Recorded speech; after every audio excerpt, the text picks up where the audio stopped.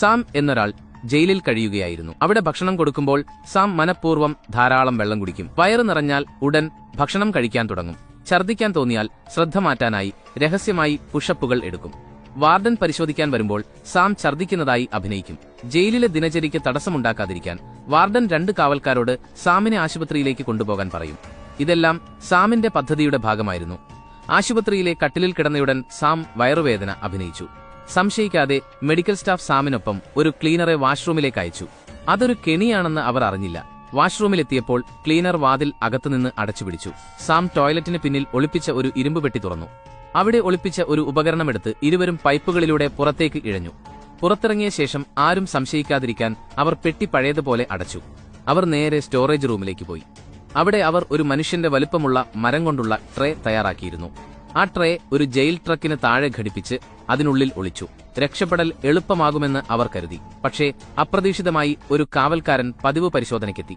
അയാൾ എല്ലായിടത്തും നോക്കിയെങ്കിലും ഒളിപ്പിച്ച ട്രേയെക്കുറിച്ച് അറിഞ്ഞില്ല. ട്രക്ക് ഒരു പെട്രോൾ പമ്പിൽ നിർത്തിയപ്പോൾ അവർ പുറത്തിറങ്ങി അടുത്തുള്ള ഒരു ഫോർഡ് മസ്താങ്ങിൽ രക്ഷപ്പെട്ടു. ഇതൊരു സാധാരണ ജയിൽ ചാട്ടമായിരുന്നില്ല. യഥാർത്ഥ കഥ അപ്പോൾ മാത്രമാണ് തുടങ്ങുന്നത്. ആദ്യം അവർ ഒരു പ്രത്യേക ബോംബ് ഉപയോഗിച്ച് സിഗ്നൽ സ്റ്റേഷൻ നശിപ്പിച്ചു. അങ്ങനെ ആരും ശ്രദ്ധിക്കാതെ റേസ് ട്രാക്കിലെ ഭൂഗർഭ നിലവറ കൊള്ളയടിക്കാൻ അവർക്ക് കഴിഞ്ഞു. ആളുകൾ അതൊരു നെറ്റ്വർക്ക് പ്രശ്നമാണെന്ന് കരുതി പണമുപയോഗിച്ച് വാതുവെപ്പ് ആരംഭിച്ചു. അതേസമയം സാമിന് ജയിലിലേക്ക് മടങ്ങിവരാൻ സമയം നൽകാനായി സാമിന്റെ കൂട്ടുകാർ ജയിലിനുള്ളിൽ ഒരു കലാപം ആരംഭിച്ചു. അതെ, സാമിന്റെ അസാന്നിധ്യം ആരും ശ്രദ്ധിക്കാതെ അയാൾക്ക് രഹസ്യമായി ജയിലിലേക്ക് മടങ്ങേണ്ടതുണ്ടായിരുന്നു. പുറത്തുള്ള സ്വാറ്റ് ടീമിനെ തടയാൻ അവർ 3 ജയിൽ കാവൽക്കാരെ ബന്ദികളാക്കി. ക്യാപ്റ്റന് വിവരം ലഭിച്ചയുടൻ അയാൾ അലാറം മുഴക്കി. വാർഡൻ എല്ലാ ഗേറ്റുകളും വഴികളും അടയ്ക്കാൻ ഉത്തരവിട്ടു. എന്നാൽ അതായിരുന്നു അവരുടെ യഥാർത്ഥ പദ്ധതി. അവർ അലുമിനിയം ഫോയിലും ട്രേകളും ഉപയോഗിച്ച് ജനലുകൾ അടച്ചു. ക്യാമറകളിൽ നിലക്കടല വെണ്ണ, പീനട്ട് ബട്ടർ പുരട്ടി.